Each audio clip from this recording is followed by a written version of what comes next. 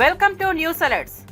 అమరావతి రాజధాని పరిధి ఎస్ఆర్ఎం యూనివర్సిటీలో జరిగిన population dynamics and development work shop నకు ముఖ్య అతిథిగా హాజరయ్యారు ముఖ్యమంత్రి చంద్రబాబు. ఈ సందర్భంగా యూనివర్సిటీలో 700 కోట్ల భవనాలకు శంకుస్థాపన ప్రారంభోత్సవాలు చేశారు.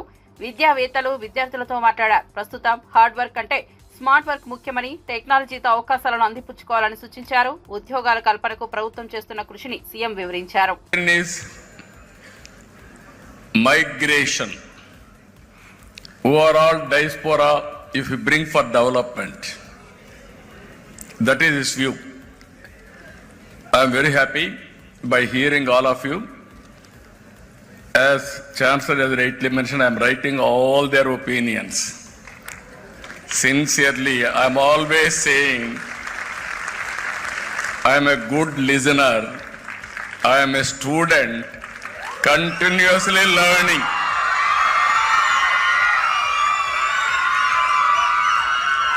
Today my subject is population management. Nobody used to talk about population management as on now.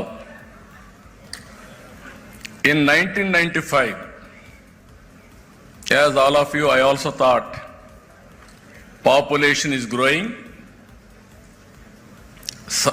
land is not growing, water is not increasing, food is not increasing, there will be a big problem. Then I promoted small family, 2 child norm or 1 child. That is how I promoted.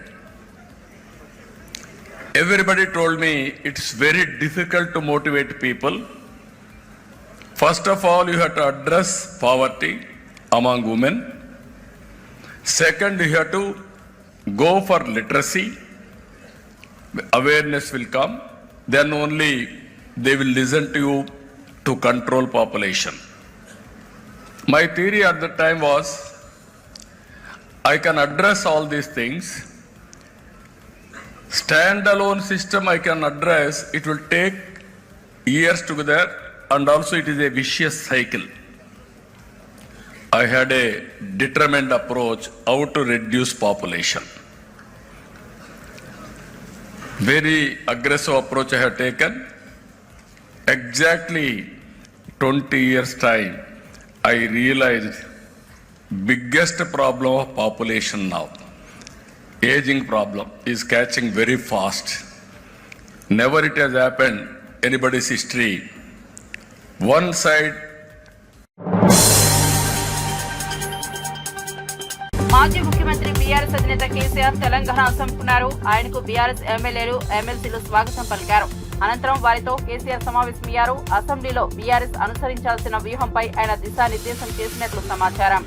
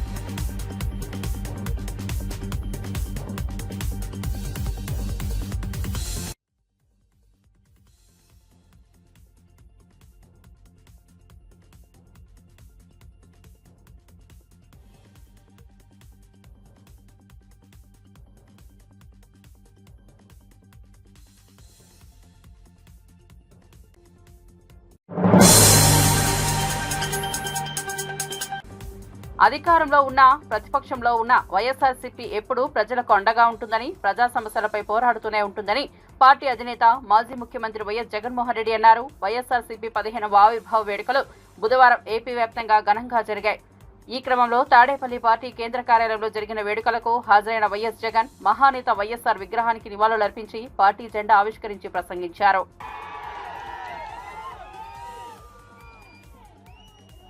ఈరోజు వైఎస్ఆర్సీపీకి సంబంధించిన ప్రతి కార్యకర్త కూడా గ్రామంలో ఉన్న ఏ ఇంటికైనా కూడా వెళ్ళొచ్చు, ఏ పేదవాడింటికైనా కూడా వైఎస్ఆర్సీపీ కార్యకర్త సగర్వంగా తలెత్తుకుని కాలర్ ఎగిరేసుకుని వెళ్ళే పరిస్థితి వైఎస్ఆర్సీపీకి సంబంధించిన కార్యకర్తలకు ప్రతి ఒక్కరికి ఉంది. ఏ ఇంట్లోకి వెళ్ళినా కూడా వైఎస్ఆర్సీపీ కార్యకర్తను చూసినప్పుడు ఆ ఇంట్లో నుంచి వచ్చే ప్రతి అక్క, ప్రతి చెల్లెమ్మ, ప్రతి అన్న, ప్రతి తమ్ముడు, ప్రతి సోదరుడు, ప్రతి రైతన్న, ప్రతి అవ్వ కూడా వైఎస్ఆర్సీపీ కార్యకర్తను చూసినప్పుడు చిక్కటి చిరునవ్వుతోనే పలకరిస్తుంది. కారణం వైఎస్ఆర్సీపీ ఏదైనా కూడా చెప్పిందంటే చేస్తుంది అన్న నమ్మకం ఈరోజు ప్రతి ఇంట్లో కూడా ఉంది. కాబట్టి ఈరోజు అటువంటి పరిస్థితుల మధ్య ఈరోజు యాదృచ్ఛికంగా విద్యా దీవెన, వసతి దీవెనకు సంబంధించి, పిల్లలకు సంబంధించిన అన్యాయాలకు సంబంధించిన, జరుగుతూ ఉన్న అన్యాయాలకు సంబంధించిన విషయాల మీద ఈరోజు యాదృచ్ఛికంగా ప్రొటెస్ట్ కార్యక్రమం కూడా జరుగుతూ ఉంది. ఈ కూటమి ప్రభుత్వం వచ్చి దాదాపుగా 10 నెలలుగా వస్తూ ఉంది. ఈ 10 నెలల కాలంలో ఎన్నికల వేళ వాళ్ళు చెప్పిన సూపర్ 6లు, సూపర్ 7లు అన్నీ గాలికి ఎగిరిపోయాయి. వ్యవస్థలన్నీ కూడా చదువులు కానీ, వైద్యం కానీ, గవర్నెన్స్ కానీ, వ్యవసాయం కానీ ఏది చూసుకున్నా కూడా వ్యవస్థలన్నీ కూడా నిర్వీర్యమైపోయిన పరిస్థితులు కనిపిస్తూ ఉన్నాయి. ఈరోజు పిల్లలకు సంబంధించిన ఫీజులకు సంబంధించిన బకాయిలు కూడా సంవత్సర కాలంలో ఫీజు రీఎంబర్స్మెంట్కు కావాల్సింది ఒక్కొక్క క్వార్టర్కు 700 కోట్ల రూపాయలు చొప్పున, సంవత్సరానికి 2800 కోట్ల రూపాయలు విద్యా దీవెన కింద 4 క్వార్టర్లకు సంబంధించిన కేటాయింపులు చేయాలి. అంటే 2800. తెలంగాణ చలనచిత్ర అవార్డులకు సంబంధించిన గద్దర్ అవార్డుల ప్రదానోత్సవం ఏప్రిల్లో నిర్వహించనున్నట్లు దిల్ రాజు ప్రకటించారు. గద్దర్ అవార్డుల ప్రదానోత్సవం ఎంపికపై ఇటీవల సీఎం రేవంత్ రెడ్డి విధి విధానాలు ఖరారు చేసిన విషయం తెలిసిందే. ఈ వివరాలను నిర్మాత దిల్ రాజు మీడియా సమావేశం నిర్వహించి వెల్లడించారు. ఉమ్మడి ఆంధ్రప్రదేశ్లో నంది అవార్డుల పేరిట చలనచిత్ర పురస్కారాలు ఇచ్చేవారని, తెలంగాణ ప్రత్యేక రాష్ట్రం ఏర్పడ్డాక ఈ కార్యక్రమం జరపలేదని తెలిపారు. ఈ క్రమంలో 2014 నుంచి 2023 వరకు విడుదలైన చిత్రాల్లో ప్రతి ఏడాదికి సంబంధించిన ఒక ఉత్తమ చిత్రానికి అవార్డు ఇస్తామని ప్రకటించారు. సీఎం రేవంత్ రెడ్డి కోరిక మేరకు హైదరాబాద్ ను ఇంటర్నేషనల్ హబ్ గా మార్చడానికి, సినిమా రంగాన్ని కూడా అంతర్జాతీయ స్థాయిలో అభివృద్ధి చేయడానికి కృషి చేస్తున్నామని అన్నారు. రావడం జరిగింది. సో దానికోసం 2014 జూన్ నుంచి రిలీజ్ అయిన సినిమాలకి, అంటే ఎవ్రీ ఇయర్ 2014 జూన్ నుంచి 2023 డిసెంబర్ 31 వరకు ఎవ్రీ ఇయర్ ఒక బెస్ట్ ఫిలింకి కూడా అవార్డు ఇవ్వాలని నిర్ణయం తీసుకున్నాం. అలాగే 2024 ఇందాక మీకు చెప్పినట్టు అవార్డ్స్ అన్నీ పాత రోజుల్లాగా ఎలా అయితే ఉన్నాయో కొన్ని మార్పులు చేర్పులతో ఫైనల్ చేయడం జరిగింది. సో అప్లికేషన్స్ ఇమీడియట్లీగా స్వీకరించి స్క్రూటినీ చేసి జ్యూరీలు కూడా ఫైనల్ చేసేసి ఏప్రిల్లో ఈ అవార్డు ఫంక్షన్ అంగరంగ వైభవంగా చేయాలని ప్రభుత్వం ఆశిస్తుంది. దానికి అందరం ఎఫ్డీసీ తరఫున, అలాగే ఫిలిం ఇండస్ట్రీ నుంచి చాలా మందిని ఇక్కడ మేము జ్యూరీలాగా తీసుకొని చేసి అవార్డ్స్ అనేటివి నెక్స్ట్ మంత్ బెస్ట్ ఈవెంట్ చేయాలని గవర్నమెంట్ ఆశిస్తుంది. దానికి మేము కంప్లీట్ చేయాలని ఈ రోజు నుంచి కంకణం కట్టుకున్నాం. అలాగే 2014 నుంచి కొన్ని ఎఫ్డీసీకి, అప్పుడు బీఆర్ఎస్ గవర్నమెంట్ ఉన్నప్పుడు సినిమా అవార్డ్స్ అనుకున్నప్పుడు దానికి కొంతమంది ఎఫ్డీసీకి అవార్డ్స్ కోసము అప్లికేషన్తో పాటు సమ్ అమౌంట్స్ పే చేశారంట. అలాంటివన్నీ 2024 కంటే ముందు ఏవైతే అలాంటి ఏమైనా పే చేసినవి ఉంటే ఎఫ్డీసీ నుంచి వాళ్ళకి అవి తిరిగి ఇవ్వడం జరుగుతుంది. ఎందుకంటే 2024 అవార్డ్స్ మనం కండక్ట్ చేస్తున్నాం కాబట్టి ముందు ఎవరన్నా అలా పే చేసి ఉంటే వాళ్ళ అమౌంట్స్ తిరిగి ఇవ్వడం జరుగుతుంది. దీన్ని వాళ్ళు ప్రభుత్వం చూస్తున్నది అర్థం చేసుకొని వాళ్ళు ఎలాంటి కాంట్రవర్షియల్స్గా చూడకుండా ఒకసారి ఇక్కడ మళ్ళీ తెలంగాణ రాష్ట్రం నుంచి అవార్డ్స్ వస్తున్నాయి కాబట్టి అందరు పాజిటివ్గా ఉండి ఈ ఈవెంట్ని విజయం చేస్తే ప్రతి సంవత్సరం మనం సినిమా పండుగ హైదరాబాద్లో అద్భుతంగా జరుగుతుంది. సీఎం గారికి ఒకటే విజన్, లాస్ట్ టైం నేను చెప్పాను కదా, హైదరాబాద్ని ఇంటర్నేషనల్ హబ్ చేయాలంటే ఏం చేస్తావు, దిల్ రాజు గారు నాకు ఒక ప్రపోజల్ ఇవ్వని అన్నాడు. అంటే నాకు సినిమా ఇండస్ట్రీ మీద అవగాహన ఉంది కాబట్టి ఇంటర్నేషనల్ హబ్ కావాలి అంటే మొన్నే మా ఎండి గారితో మేము అందరం కూర్చోవడం జరిగింది. అంతా రెడీ చేస్తున్నాం. ఈ ఈవెంట్ అయిపోయి దాని మీదకి వెళ్తాం. గవర్నమెంట్ అనేది అవార్డ్స్ ఇస్తున్నప్పుడు ఎవరైనా వస్తారు, స్వీకరిస్తారు. హిస్టరీ అది. గవర్నమెంట్ ఇచ్చే అవార్డు అనేది ఫీజు రియంబర్స్మెంట్ అంశంపై ఆంధ్రప్రదేశ్ శాసన మండలిలో వైఎస్ఆర్సీపీ సభ్యులు ఆందోళన చేపట్టారు. ప్రకటనలు పట్టుకుని చైర్మన్ పోడియం వద్ద నిరసన తెలిపారు. నిరుద్యోగ భృతి, 20 లక్షల ఉద్యోగాల కల్పన అంశాలపై చర్చించాలని వైఎస్ఆర్సీపీ సభ్యులు వాయిదా తీర్మానం కోరారు. దీనికి మండలి చైర్మన్ నిరాకరించారు. అయితే తాము దీనిపై చర్చించేందుకు సిద్ధంగా ఉన్నామని మంత్రి నారా లోకేష్ స్పష్టం చేశారు. ఆందోళనల మధ్య సభ పలుమార్లు వాయిదా పడింది. దయచేసి కూర్చోవాలి.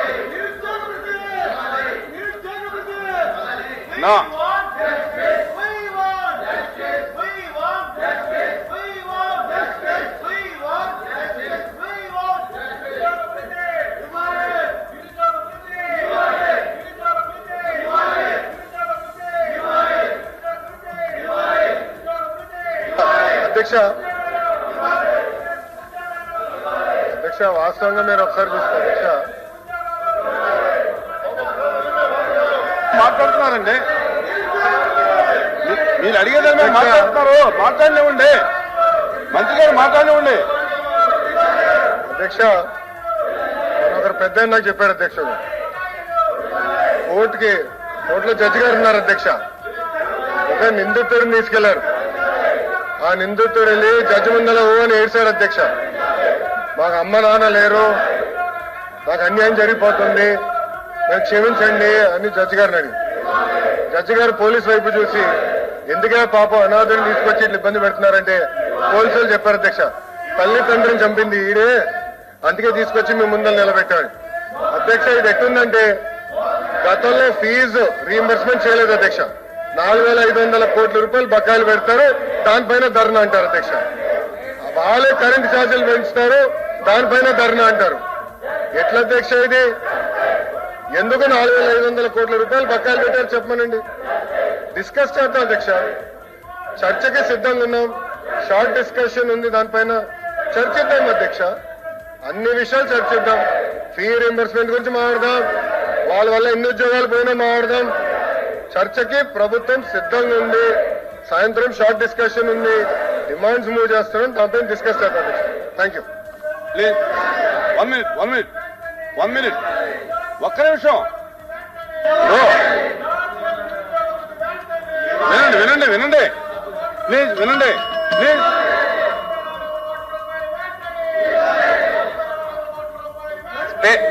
చైర్లో మీరు రూలింగ్ ఇచ్చారు అధ్యక్ష. మీరు రిజెక్ట్ చేశామని చెప్పిన తర్వాత ఈ సభకి శాంటిటీ ఉన్న తర్వాత కాదు సార్, మీరు తిరస్కరించామని చెప్పారు అధ్యక్ష. చెప్పిన తర్వాత ఈ విధంగా గోల్ చేయటం. లిక్కర్ కుంభకోణంపై మాజీ రాజ్యసభ సభ్యుడు విజయసాయిరెడ్డి సంచలన వ్యాఖ్యలు చేశారు. ఆయన విజయవాడలో మీడియాతో మాట్లాడారు. లిక్కర్ స్కామ్ లో సూత్రధారి, పాత్రధారి రెండు కసిరెడ్డి రాజశేఖర్ రెడ్డి అని కుండ బద్దలు కొట్టారు. దీని గురించి మరిన్ని వివరాలు సమయం వచ్చినప్పుడు బయట పెడతానని హాట్ కామెంట్స్ చేశారు. భయం అనేది నా బ్లడ్ లోనే లేదు, ఎవరికి భయపడే రకం కాదు. గతంలో నాయకుడిపై భక్తి, గౌరవం ఉండేది. ఇప్పుడు ఆ భక్తి దేవుడి మీద ఉంది. జగన్ నాకు పదవులు ఇచ్చాడు కాదనను, కానీ ఆ పార్టీలో అనేక అవమానాలు పడ్డాను. కోటరీ వల్లే నేను జగన్ కు దూరం అయ్యాను. జగన్ మనసులో నాకు చోటు లేదని తెలిసాకే వీడాలని నిర్ణయించుకున్నాను. కోటరీ మాటలు వినొద్దని అనేకసార్లు జగన్ కు చెప్పాను, అయినా వినలేదని విజయసాయిరెడ్డి ఆసక్తికర వ్యాఖ్యలు చేశారు. తప్పకుండా ఏకీభవించకుండా ఉండేదానికి ఏముంది దాంట్లో? ఈ కోటరీ వల్లనే నేను ఆయనకి దూరం అయ్యా. నేను ఇంకోటి, ఆయన జగన్మోహన్ రెడ్డి గారితో నేను మాట్లాడినప్పుడు నేను చాలా స్పష్టంగా చెప్పా, సార్ మీ మనసులో నాకు స్థానం లేదు, నా మనసు విరిగిపోయింది. మీ మనసులో స్థానం లేనప్పుడు ఈ పార్టీలో కొనసాగాల్సినటువంటి అవసరం నాకు లేదు. కాబట్టే నేను ఈ పార్టీ వదిలి వెళ్లిపోతున్నాను. మీ చుట్టూ ఉండే వాళ్ళ చెప్పుడు మాటలు విని మీరు తప్పుదోవ పట్టొద్దు. మీకు ఎవరు నిజాలు చెప్తున్నారు, ఎవరు అబద్ధాలు చెప్తున్నారు అన్నటువంటిది మీరు పూర్తిగా అర్థం చేసుకోండి. అర్థం చేసుకొని మీరు నిర్ణయాలు తీసుకోండి. అప్పుడు మీరు ప్రజలకు ఉపయోగపడతారు. మీరు నాయకులు, అధినాయకులు, ముఖ్యమంత్రిగా 5 సంవత్సరాలు పనిచేసినటువంటి అనుభవం ఉంది. భవిష్యత్తులో కూడా మీరు ఇంకా ప్రజలకు సేవ చేయాలి. కాబట్టి ఈ చుట్టూ ఉండేటటువంటి వాళ్ళ మాటలు వినవద్దు అని నేను ఫోన్లో మాట్లాడినప్పుడు లండన్కి నేను చాలా స్పష్టంగా చెప్పాను. నా మనసు విరిగిపోయింది కాబట్టే నేను పార్టీ నుంచి బయట వచ్చాను. కానీ విరిగిన మనసు అతకదు కాబట్టి నేను పార్టీ నుంచి వెళ్ళిపోయాను. తిరిగి ఆ పార్టీలో, వైఎస్ఆర్ కాంగ్రెస్ పార్టీలో చేరేటటువంటి ఉద్దేశం నాకు లేదు. గర్వాపసి అన్నటువంటిది అప్లై కాదు, నా మనసులో లేదు. మీరేమన్నా రికమెండ్ చేస్తున్నారా? నేనేం చెప్పాను? నేను వ్యవసాయం చేసుకుంటానని చెప్పాను. వ్యవసాయం చేసుకుంటున్నాను. దాని మీద కూడా మీరు పత్రికల వాళ్ళు చాలా కామెంట్స్ చేసినారు. ఈ వ్యవసాయదారుడు ఏందయ్యా ప్యాంట్ వేసుకొని టచ్ ఇన్షర్ట్ చేసుకొని ఏం వ్యవసాయం చేస్తాడని అన్నారు. అంటే వ్యవసాయదారులు మంచి చొక్కా, మంచి ప్యాంట్ వేసుకోకూడదా మీ దృష్టిలో? అలాంటప్పుడు వ్యవసాయదారుని మీరు కించపరిచినట్టు కాదా? అర్థం చేసుకోవాలి. మనోభావాలను దెబ్బతీయకూడదు. వ్యవసాయం అని అంటే వ్యవసాయమే. నేను నిజంగా కూడా అదే చేసుకుంటాను. ఇప్పటి వరకు, ఈ రోజు వరకు నేను వేరే రాజకీయ పార్టీలో చేరేటటువంటి ఉద్దేశం లేదు.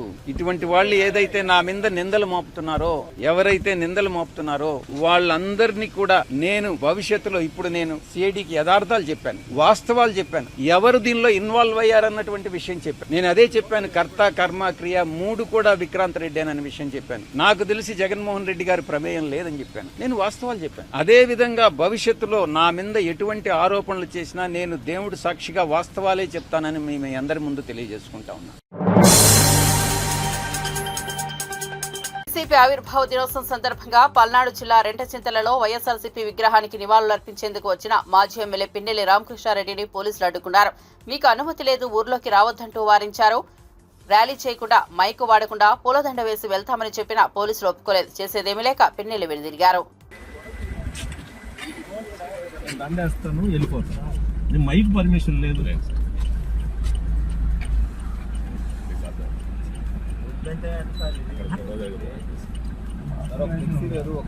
ఒక మైక్ లేదు. ర్యాలీ చేయట్లేదు. దారిలో పోతూ ఒక నిమిషం రోడ్డు మీదనే సార్, రోడ్డు మీద సార్.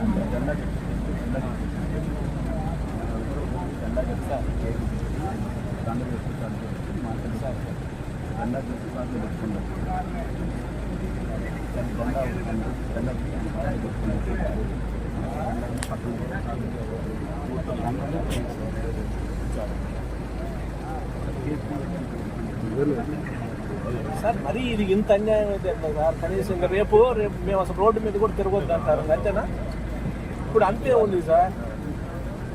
అట్లా కాదు సార్, నేను అనేది మేమేమి సార్, మేము ఒక మైక్ మాట్లాడితే మైక్ పర్మిషన్, ఒక మైక్ పర్మిషన్ కాదు, ఏమి కాదు. దారిలో పోతూ రాజశేఖర్ గారు ఈరోజు ఏంటంటే మా పార్టీ ఆవిర్భావ దినోత్సవం రోజు కూడా sir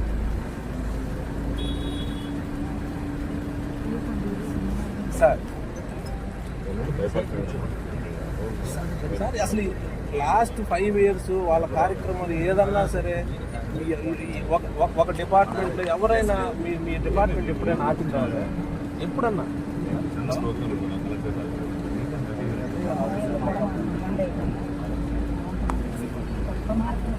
sir sir sir sir మీ మీద గౌరవం ఉంది, నాకు తెలుసు సార్. ఎందుకంటే మేము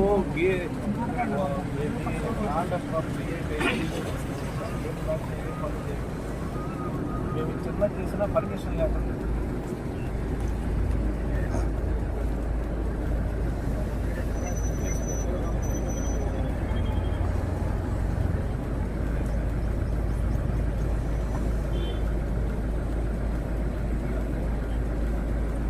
morning.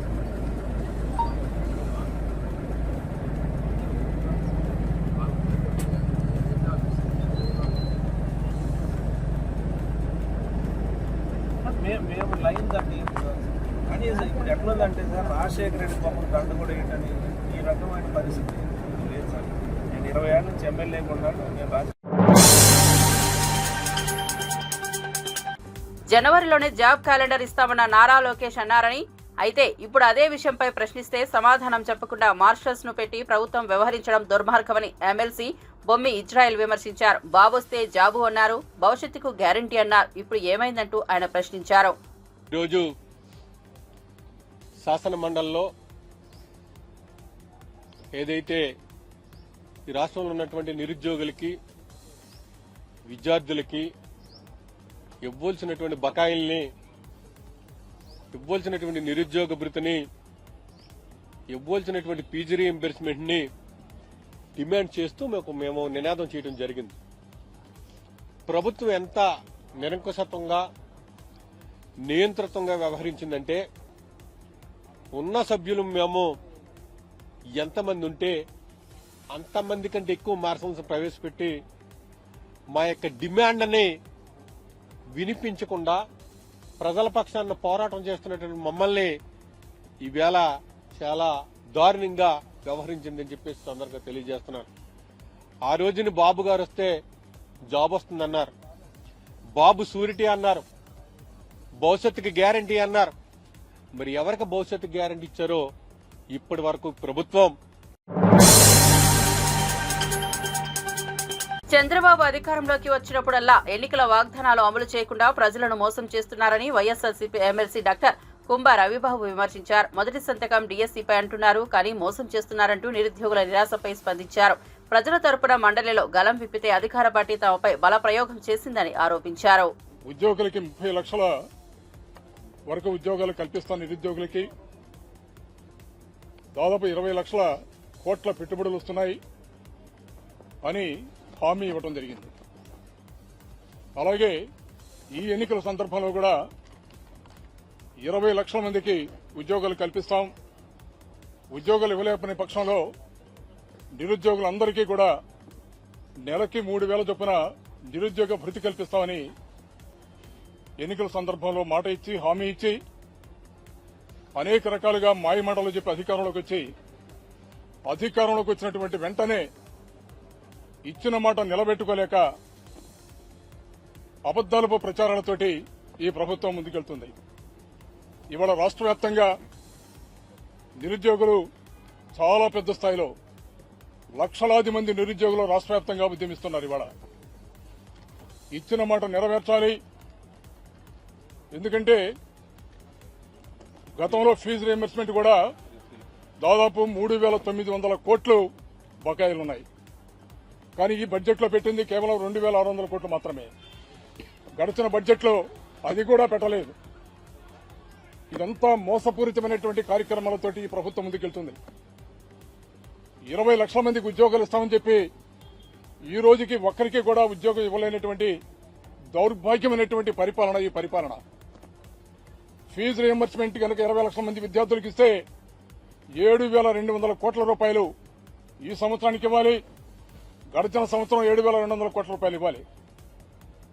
కనీసం బడ్జెట్ కేటాయింపుల్లో రూపాయి కూడా కేటాయించకుండా, ఇచ్చిన మాట నెరవేర్చకుండా రాష్ట్రంలో ఉన్నటువంటి నిరుద్యోగులందరినీ కూడా మోసం చేస్తున్నటువంటి ఈ ప్రభుత్వానికి కళ్లు తెరిపించే విధంగా ఇవాళ రాష్ట్ర వ్యాప్తంగా ఉద్యమాలు జరుగుతున్నాయి. ఇవాళ రాష్ట్రంలో దాదాపు 30 లక్షల పైచిలకు నిరుద్యోగులు ఉన్నారు. కూటమి ప్రభుత్వం చంద్రబాబు నాయుడు గారి అధికారంలోకి వచ్చినటువంటి వెంటనే 20 లక్షల మందికి ఉద్యోగాలు కల్పిస్తామన్నారు. మొట్టమొదటి సంతకం డీఎస్సీ మీద పెట్టారు. అనేక సందర్భాల్లో, ఎన్నికల సందర్భంలో చంద్రబాబు నాయుడు గారు మాట్లాడుతూ ప్రభుత్వం అధికారంలోకి వచ్చినటువంటి వెంటనే మొట్టమొదటి సంతకం డీఎస్సీ మీద పెడతామని చెప్పారు. మరి ఇప్పటికీ దాదాపు 10 నెలలుగా వస్తుంది. ఏమైంది మీరు ఇచ్చినటువంటి వాగ్దానం? లక్షలాది మంది నిరుద్యోగులు. కూటమి ప్రభుత్వం హామీలను గాలికొదిలేసి విద్యార్థులను, నిరుద్యోగులను దారుణంగా మోసం చేసిందని, వాళ్ల తరపున ఎలాంటి పోరాటానికైనా తాను సిద్దమని ఏపీ శాసన మండలిలో ప్రతిపక్ష నేత బొత్స సత్యనారాయణ ఉద్ఘాటించారు. ఫీజు రీయింబర్స్మెంట్ బకాయిలు చెల్లించాలంటూ వైఎస్ఆర్సీపీ ఎమ్మెల్సీలు నినాదాలతో మండలిని మారుమోగించేలా చేశారు. ఈ క్రమంలో మార్షల్స్ ను ప్రయోగించే ప్రయత్నం చేయగా ఆ ప్రయత్నానికి నిరసనగా ఎమ్మెల్సీలు వాకౌట్ చేశారు. అనంతరం బొత్స మీడియాతో మాట్లాడుతూ ఇది అసమర్థ ప్రభుత్వం, రాష్ట్రంలో విద్యార్థులు, నిరుద్యోగులను ప్రభుత్వం మోసం చేసిందని నిలదీశారు. మీ అందరికీ ప్రశ్నిస్తున్నాను. గత డిసెంబర్లో, ఎన్నికల ముందు డిసెంబర్ వరకు ఆనాడు ఉన్న మా ప్రభుత్వం అనా పైసలతో సహా చెల్లించిన విషయం వాస్తవం కాదని అడుగుతున్నాను. డిసెంబర్ తర్వాత ఆ తామాక్యం ఇద్దామంటే ఎన్నికల కమిషన్ ఇవ్వడానికి వీల్లేదని చెప్తే అది బకాయి పడింది. దాని తర్వాత ఎన్నికల్లో వచ్చిన ఆ మంత్ బకాయి పడింది. ఆ తర్వాత ఈ ప్రభుత్వం వచ్చిన తర్వాత అవి బకాయిలు పడ్డాయి తప్ప మా దగ్గర ఇక్కడ ఏ త్రైమాక్షం ఆ త్రైమాక్షమే మేము ఫీజు రింబర్స్ ఇచ్చిన నేపథ్యం.